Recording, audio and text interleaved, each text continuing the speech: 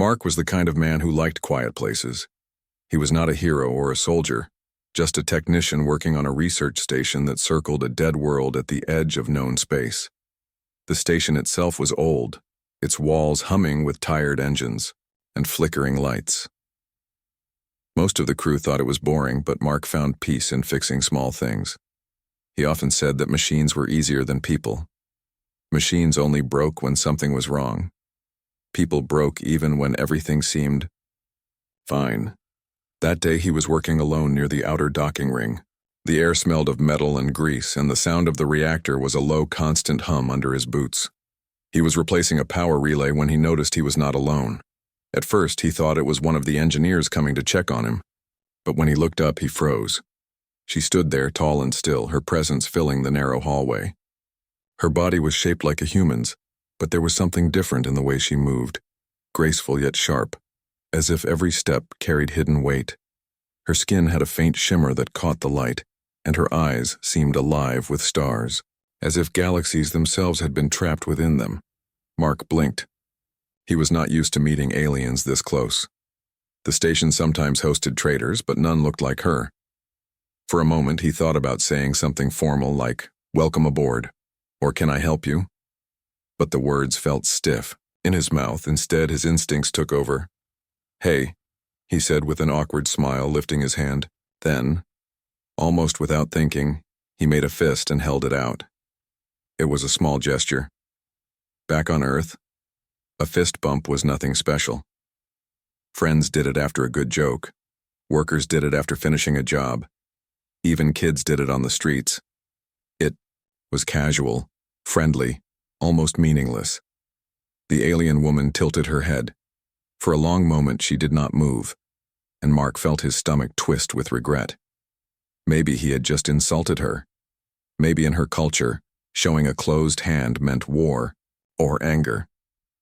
He opened his mouth to apologize, but before he could, she slowly raised her own hand. Her fingers curled, her fist tightened, and she touched it lightly against his. Mark let out a breath he had not realized he was holding and laughed nervously. "Guess you got it," he said. Her expression did not change, but her eyes studied him carefully. She nodded once, then lowered her hand. There was a silence between them, not heavy but curious, as if she was waiting for something else. Mark wiped his hands on his tool belt. "Name's Mark," he offered. "I just keep this place running. What about you? You, just visiting?" The alien woman did not answer right away.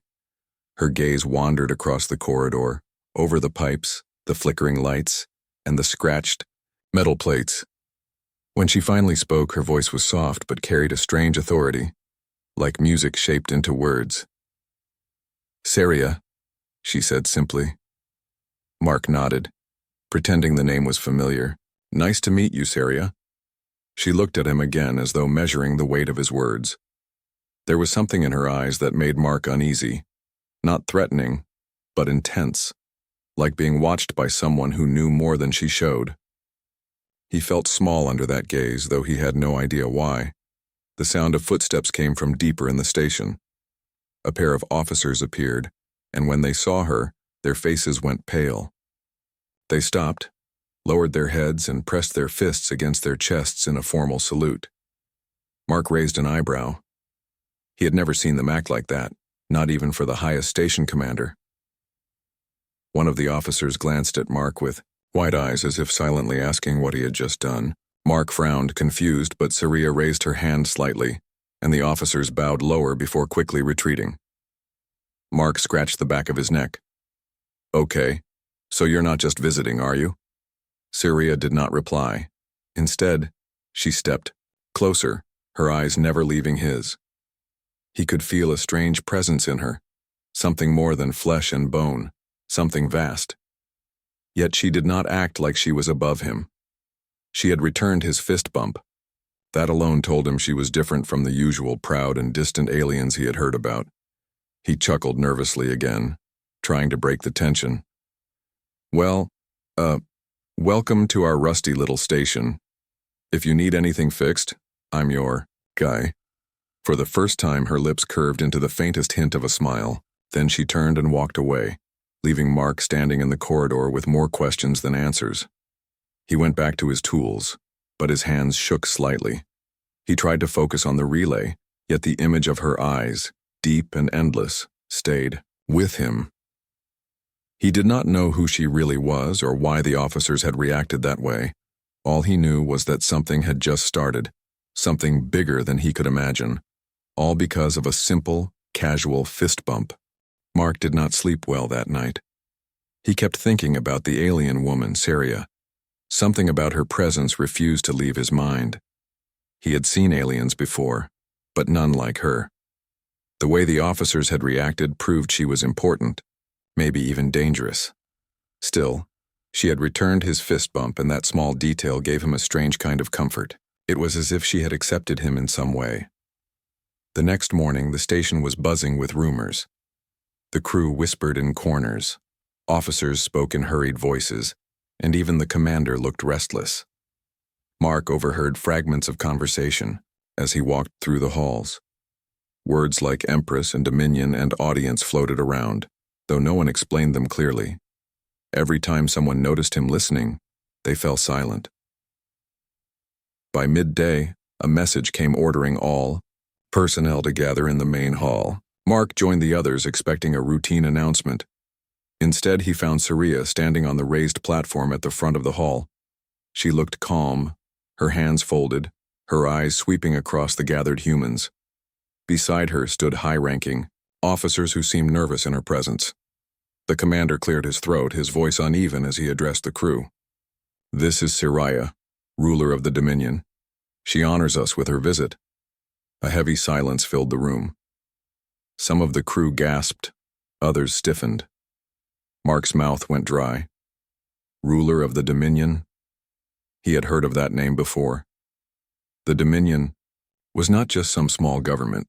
It was a galactic empire powerful enough to crush whole planets. And she was its ruler. Mark's mind raced back to the previous day. He had fist-bumped her. Casually, like she was just another person fixing wires beside him. The thought made him dizzy. The commander continued to speak, but Mark barely heard him. His eyes stayed locked on Saria. She seemed untouched by the tension in the room. When her gaze finally met his, he felt as though the rest of the hall disappeared. She remembered him. After the formal announcement, the crew was dismissed. Most hurried away, whispering to one another. Mark tried to blend in with the crowd, but a soft voice stopped him. "Mark." He froze and turned. Saria stood behind him, taller and calmer than anyone else in the corridor. The officers near her shifted uncomfortably but said nothing. She looked directly at him. "You treated me as an equal," she said. Her tone was steady, but there was a question hidden within her words. Mark rubbed the back of his neck, feeling heat rise to his face. "Well, yeah. I didn't know you were..."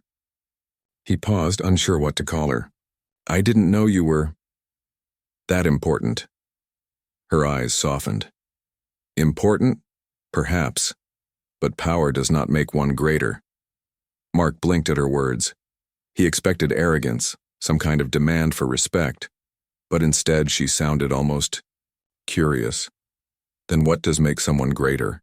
he asked without thinking. Saria studied him for a long moment. "That is what I seek to understand," she replied.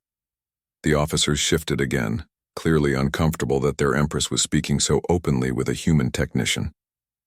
One of them whispered something in her language, but Saria silenced him. With a glance, she turned back to Mark. "Tell me, why do humans greet one another with such casual touch?" Mark chuckled nervously. "You mean the fist bump? It's just friendly. A way of saying we're on the same side. No big deal." "To you, perhaps," Saria said. "But to us such a gesture is rare. Equals touch. Rulers and subjects do not." Her words carried weight, and Mark began to realize what he had done. By offering her a fist bump, he had unknowingly treated her as an equal, and she had accepted. It was a small act, but to her it meant something far greater. "I didn't mean to break any rules," Mark admitted. You did not break them, she said softly. You showed me something I had not seen in many years. Before Mark could respond, another officer hurried over, bowing deeply. He spoke quickly, reporting something in a language Mark couldn't understand. Syria listened, her calm expression never fading. Then she nodded and dismissed him. She looked back at Mark. I must attend to matters of state, but I will speak with you again. With that, she turned and walked away, her guards moving with her. Mark stood frozen, unsure whether to feel honored or terrified. Later that night, as he sat in his quarters, the truth sank in. Syria, ruler of the Dominion, had taken an interest in him. Out of everyone on the station, she had chosen to speak with him. And not just once. She wanted to speak with him again. Mark leaned back in his chair, staring at the ceiling. He was just a technician, just a man who fixed broken circuits. He had no power, no authority, nothing that should matter to someone who ruled the galaxy. Yet somehow, a casual fist bump had made her see him differently. He had no idea what it meant or what would come next. But one thing was certain. His life on the quiet research station would never be the same again. The following day, Mark tried to go about his usual work, but nothing felt normal anymore. The memory of Syria's voice and the strange weight of her eyes followed him everywhere. He had lived most of his life in quiet corners, fixing machines no one cared about, yet now the ruler of a galactic empire wanted to speak with him again. The thought made his chest feel heavy, as if the air itself had changed. He was repairing a coolant pump when he heard footsteps behind him. This time he did not jump. Somehow he already knew who it was. Mark, Syria said, her voice smooth and steady. He turned, wiping grease from his hands. You really don't waste time, do you? He said with a half smile. Though his nerves were obvious, Syria stepped closer, her guards keeping a careful distance. Her presence filled the narrow space, but she did not carry herself like someone above him. Instead, she looked at him as though every small detail mattered. I have questions, she said. Mark shrugged. I'll try to answer. Just don't expect anything too fancy. Her head tilted slightly, the faint shimmer of her skin catching the dim light. Why do humans laugh when they are uncertain? You did it when you first greeted me. You do it even now. Mark scratched his chin, caught off guard by the question. That's just something we do. Laughter breaks tension, makes things less heavy. If something's too serious, a laugh reminds us we're still human. Syria considered his words, her eyes narrowing slightly in thought. Other species hide fear with silence, some with aggression. You choose laughter. It is unusual. Mark chuckled again, this time more naturally. Guess we like to keep things simple. We're not the strongest or the smartest out there, but we know how to make things lighter when they get too dark. Her gaze lingered on him, as if testing whether his words were true. Then she asked another question. And respect.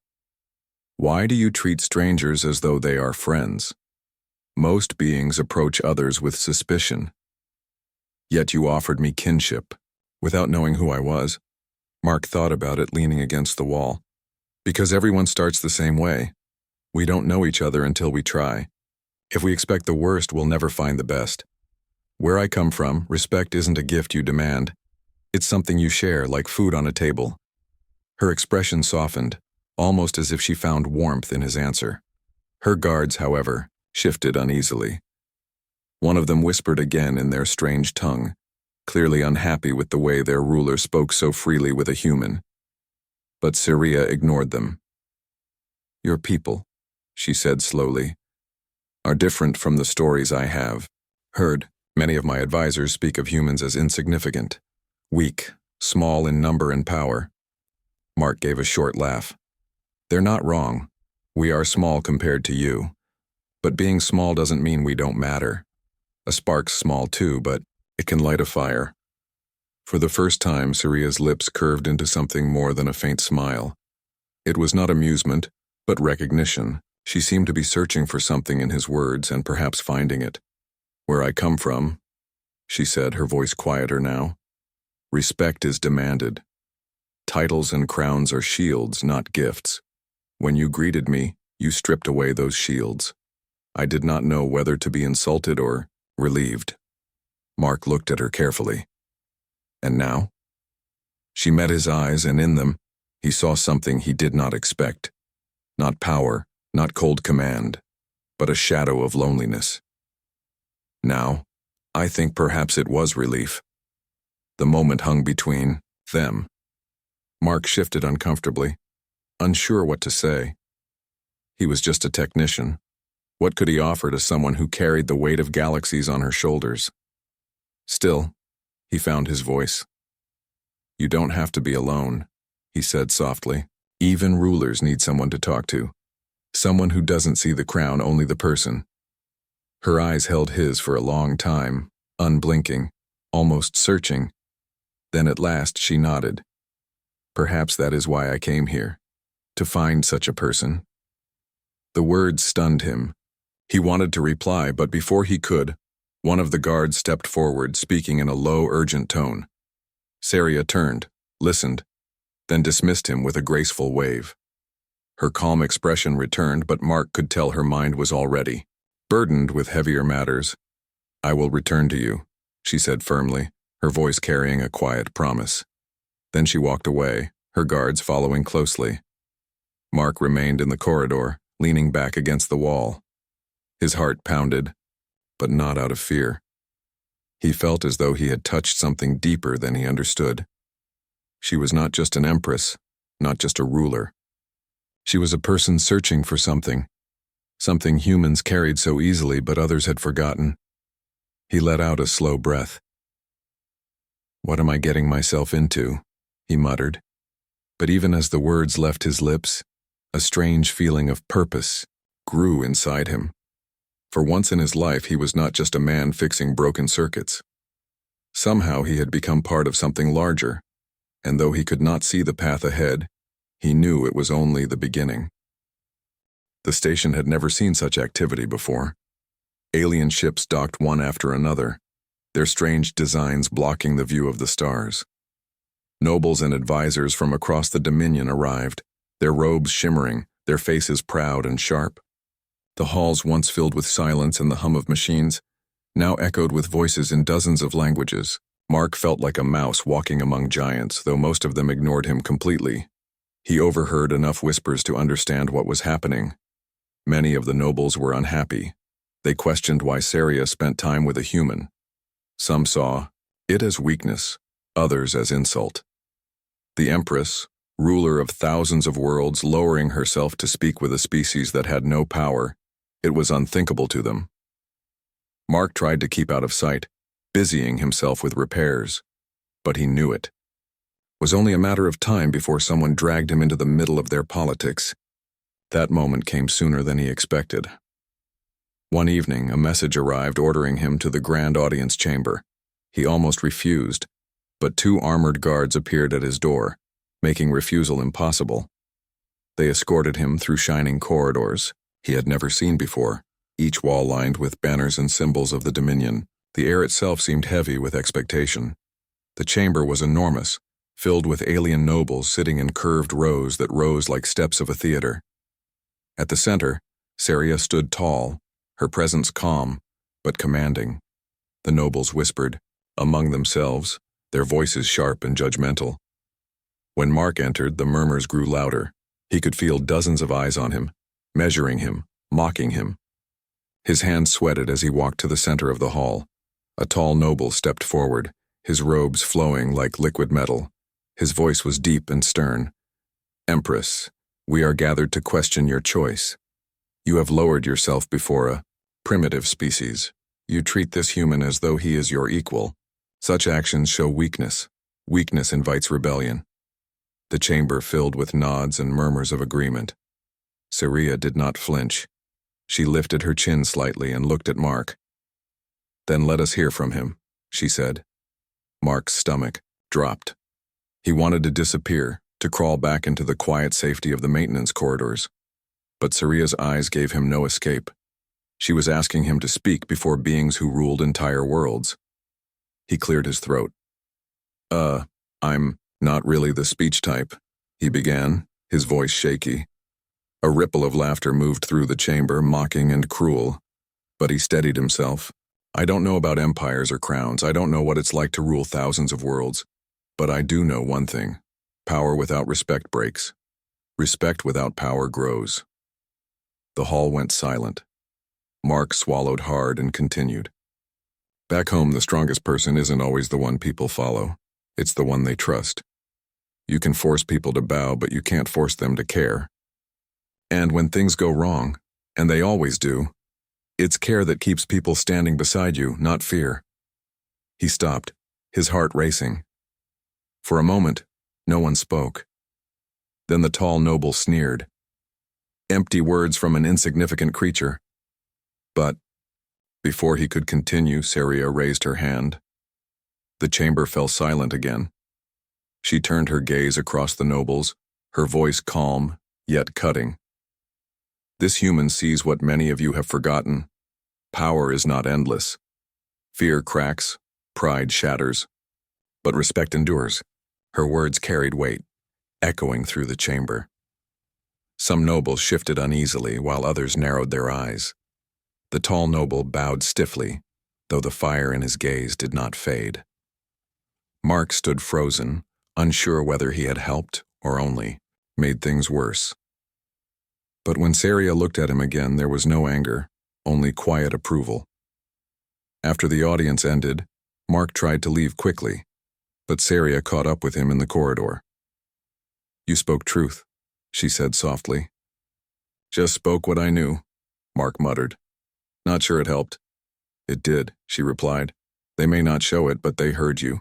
Sometimes that is the first step to change. Mark shook his head with a nervous laugh. I'm just a technician. I fix wires, not politics. Saria's eyes gleamed faintly. Perhaps it takes one who fixes small things to remind rulers how to fix great things. Her words lingered in his mind long after she walked away. He had not meant to say anything important, but somehow it had mattered. That night, as he sat in his small quarters, he realized something unsettling. Saria had chosen to stand with him in front of her people. She had asked him to speak, not because of who he was, but because of what he represented. A human, a voice outside the endless circles of power. And now, whether he liked it or not, he was no longer invisible. The nobles had seen him. Some hated him already. And somewhere deep in his gut, Mark felt that this was only the beginning. Something larger was moving, and he was caught in the middle of it. The days after the audience felt heavier than before. Mark noticed the way nobles looked at him when he passed through the corridors. Some eyes were filled with cold anger, others with curiosity, but none with warmth. He had become a symbol without asking for it, and that was more frightening than anything else.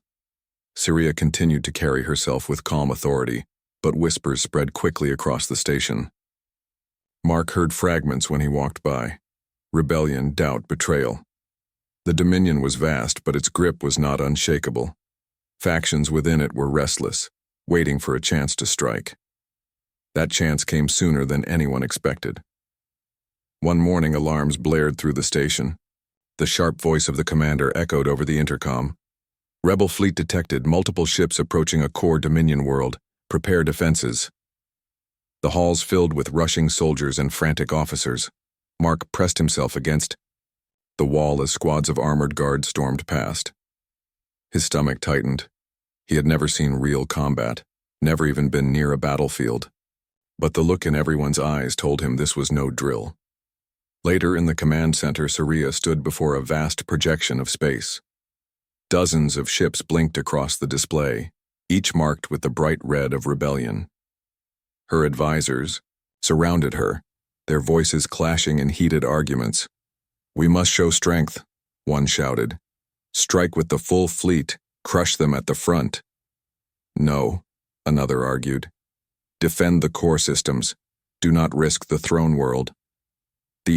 Voices grew louder, each demanding a different path. Saria listened, her face calm but her eyes troubled. Mark, who had slipped into the command center unnoticed, watched the display carefully. He saw something the others did not.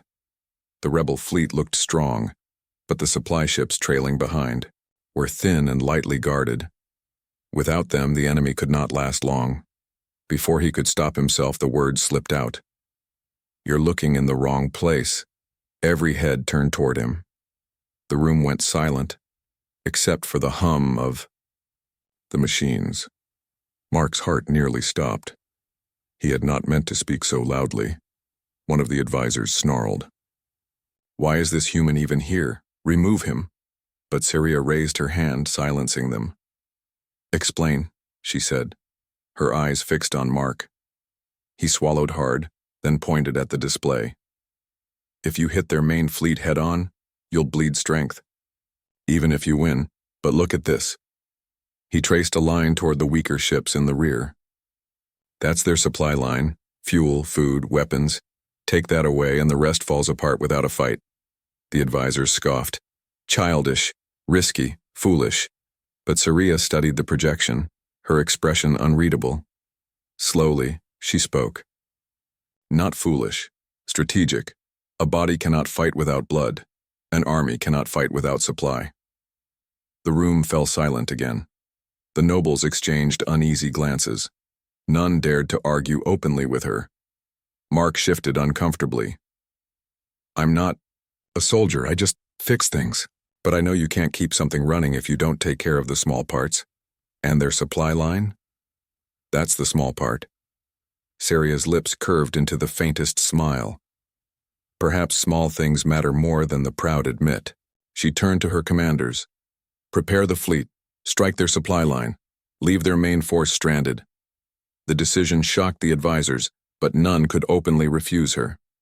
Orders spread quickly through the command center and the fleet moved to carry out the plan. Mark watched from the side as the great ships of the Dominion surged forward, sleek and powerful against the endless black. His hands trembled. He had never commanded anything in his life, and yet his words had shaped the course of a galactic battle. Hours later, the results came in. Reports filled the screens. Supply ships destroyed, rebel lines broken, enemy fleets scattering without fuel or coordination. The rebels had no choice but to retreat, their power crumbling before it could fully rise. The command center erupted in relief. Officers cheered, commanders bowed, and nobles exchanged stunned glances. But Syria did not celebrate. She simply turned to Mark, her eyes steady and calm. "You saw what others did not," she said softly. Mark tried to shrug it off, though his chest tightened with nerves. "It was just common sense." "Common sense," she replied, "is often the rarest wisdom." Her words silenced him. For the first time, he felt the weight of what he had done. He was no longer just a technician fixing wires in forgotten corridors. He had become part of decisions that shaped galaxies. But deep inside, fear lingered. If the nobles already disliked him before, now they had a reason to hate him. He had stood beside their empress, and worse, his idea had worked. Power shifted quietly in that room, and many would not forgive him for it. As he left the command center, whispers followed him again. Some curious, some angry, some full of quiet respect. Mark walked faster, his mind a storm. He had helped save a world, but at what cost? For Syria, however, the cost was clear. She had trusted a human, and he had proven himself. The rebellion was weakened, her rule held firm, and the nobles were forced into silence. Yet in her heart she knew this was only the first test. Greater storms waited beyond the stars. The victory over the rebels spread quickly across the Dominion. Messages poured into the station, filled with praise and relief. Whole systems sent thanks to their empress, and even nobles who had doubted her spoke carefully, hiding their unease behind polite words. For the moment, Syria's rule was safe, but Mark knew safety was only an illusion. He could feel the way nobles watched him now. Their eyes followed him when he walked through the halls, some filled with suspicion, others with quiet hatred. To them, he was an outsider who had influenced their empress. They could not deny that his advice had worked, but that only made their resentment stronger. Syria, however, seemed unchanged. She moved with her usual calm, her voice steady in every council meeting. Yet when the others were gone, she sometimes sought out Mark, speaking to him not as a ruler but as a person. Those moments felt strange to him. He was still just a technician, but she treated his words as if they mattered. One evening, she asked him to walk with her through the station's observation deck. The vast window stretched across the chamber, showing the curve of the planet below and the scattered stars beyond. "Your people," she said quietly, "carry strength in ways others do not." Mark gave a nervous laugh. "We're not strong, not compared to you. We don't have fleets or empires. But you endure," Saria replied. "You find light even in darkness. That is strength no fleet can buy." He turned to look at her, but her gaze was fixed on the stars. For a moment, he saw not a ruler, but someone burdened by endless weight. He wondered how many years she had carried the dominion on her shoulders, surrounded by nobles who bowed but never understood her. Before he could speak, a messenger arrived, bowing deeply. He delivered a report in hurried tones. Saria listened, her expression calm, but Mark noticed the slight tension in her posture. When the messenger left, she remained silent for a moment. "Another rebellion?" Mark asked carefully. "No," Saria said. "The rebels scatter like dust now, but the nobles, they question my choices. They see your presence as a danger. Some whisper that I place more trust in you than in them." Mark's stomach tightened. Maybe they're right. And that's a problem. Saria finally turned to him, her eyes steady. "Do you regret helping me?" He shook his head. "No, but I didn't ask for any of this. I'm not a leader. I'm not even a soldier. I just said what I saw." "That is why it matters," she said softly. "Leaders drown in pride. You speak without it." Her words should have comforted him, but instead they made him uneasy. If nobles truly believed he held influence, they would not let him live in peace. The next day, Saria gathered her council once more. Reports of the victory had reached every corner of the Dominion, and she declared before them all that respect, not fear, had secured their strength. The chamber echoed with her words, but the nobles' faces remained stiff. They applauded her success, but their eyes betrayed something else: envy, doubt, calculation. After the meeting, one commander approached Mark in private. His voice was low and sharp. "You think you are clever, human, but do not mistake luck for wisdom. You will not always be at her side. When the day comes, remember that this empire was not built for you." Mark said nothing. He only walked away, but the warning stayed with him. Later, when the fleet returned victorious, Saria called for a celebration. The great halls were filled with light, music, and voices. Nobles toasted the empress, soldiers cheered, and banners waved proudly. Yet Mark felt out of place among them. He stood quietly at the edge, watching the grandeur from a distance. It was Saria who found him there. She walked through the crowd with calm steps, ignoring the whispers that followed her. When she reached him, she spoke simply. "Why do you stand apart?" Mark rubbed the back of his neck. "Because I don't belong here. This isn't my world." Her gaze softened.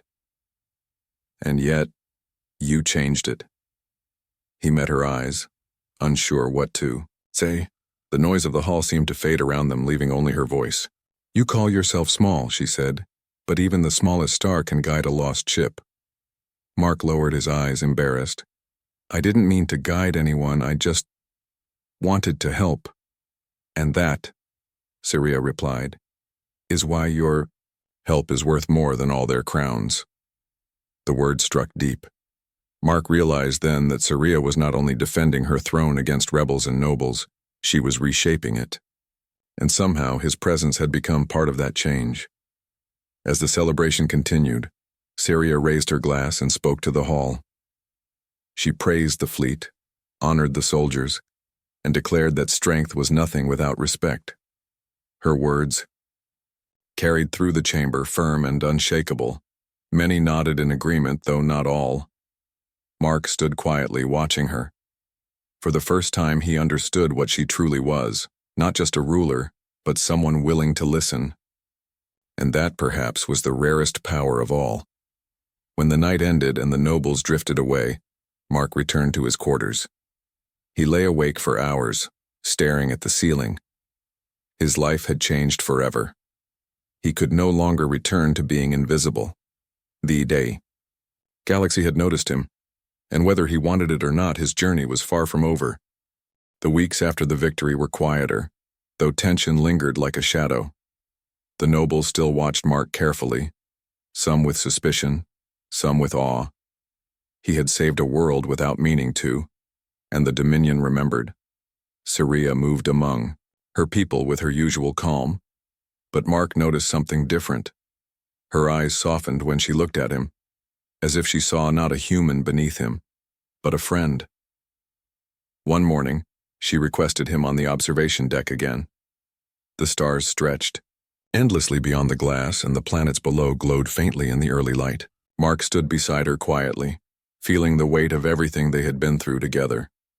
"You have done more than you realize," Syria said, her voice soft. "You helped me see what my people needed, not just what my advisors said they needed. You reminded me that even rulers can learn from those they lead." Mark shrugged, feeling awkward. "I just spoke honestly. That's all. I didn't think it would matter." Syria turned to him, her eyes calm but intense. "Honesty is rare, and the galaxy notices it, even when others do not. You have reminded many of the same lesson." Mark looked down at his hands. He had never imagined that being honest, that treating her like a person rather than an empress, would ripple across entire star systems. He had done nothing extraordinary in his own world, yet here, among the stars, his small choices had made a difference. "Why me?" he asked quietly. "Why trust someone like me?" "Because you are human," she replied simply. "Your people survive against impossible odds. You speak plainly, without pride or deception. You remind me that even the smallest voice can guide the strongest hand." Her words settled in him, but they also made him uneasy. If a human could influence a ruler of thousands of worlds, what did that mean for the rest of the galaxy? Some would envy him, others would fear him. Already he could feel that his life had changed forever. The calm was broken by a message from one of her advisors. A distant world had requested her direct guidance. Without hesitation, Syria turned to Mark. "I wish for you to accompany me." Mark's stomach dropped. "Accompany you? You mean travel to a Dominion world with you?" "Yes," she said firmly. "You see the world with eyes unclouded by power. That perspective is rare and valuable." Mark hesitated, thinking of the quiet life he had known. Yet, deep down, he knew he could not refuse. The galaxy had already drawn him in, and there was no going back. As their ship prepared for launch, Mark walked through the station one last time. He noticed the subtle looks of respect now hidden behind cautious faces. The same nobles who had doubted him now treated him with wary consideration. Not all would accept him, but some had already learned a small lesson. Humanity, though young and small in numbers, could carry wisdom and courage in ways that even the greatest rulers, sometimes, needed to see. The ship lifted off, leaving the station behind. Mark stood beside Syria in the observation deck, watching the stars flow past like rivers of light. The vast emptiness of space no longer felt empty. It was full of possibility, challenge, and the weight of responsibility. "You know," Mark said, breaking the silence, "I never thought a casual fist bump could lead to all this." Syria's lips curved into the faintest smile. "Power often hides in the smallest gestures. You reminded me of that, and perhaps you reminded the galaxy as well." Mark glanced at her, realizing the truth of her words. One simple act, one choice to treat someone as an equal, had changed his life and shaped the path of worlds. He had started as a quiet technician, unnoticed and unimportant. Now he was part of something far larger, a ripple spreading across the stars. For the first time, Mark felt something he had never felt in all his life. Belonging, not just to a place, or a station, or a people, but to something bigger. He belonged to a story far greater than himself, one that intertwined with the fate of empires and the strength of humanity itself. As the ship leapt into faster-than-light travel, Saria looked at him and said quietly, "The galaxy is wide, Mark. There are battles yet to face, lessons yet to learn, and worlds yet to see. But know this. Your presence matters more than you can imagine." Mark nodded, the weight of her words sinking in. He did not feel ready, and perhaps he never would be. But for the first time, he felt certain of one thing. He could make a difference. Not because he was powerful, or trained, or meant to rule, but because he was human, and humanity had a way of enduring, of inspiring, of turning small actions into stars that could guide entire civilizations. As the stars stretched into streaks of light, Mark realized he had come far from the quiet corridors of a forgotten station.